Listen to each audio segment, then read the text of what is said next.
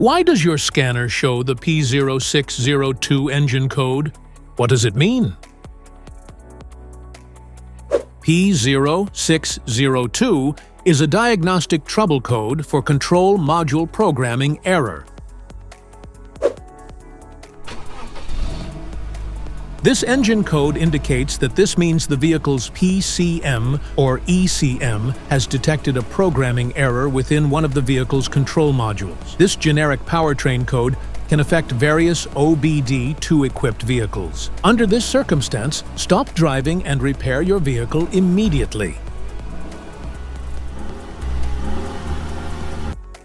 So, what causes this imbalance? Here are the most common culprits. This error can be caused by these possible faults in your vehicle: PCM or ECM programming errors, wiring and connection issues, power supply issues, other potential causes. Each DTC code corresponds to a specific issue in your vehicle. This error code occurs in any OBD2-equipped vehicles, especially those in manufacture since 1996. It is commonly found in Isuzu Rodeo, Dodge Cummins, Ford F-250, Cadillac SRX.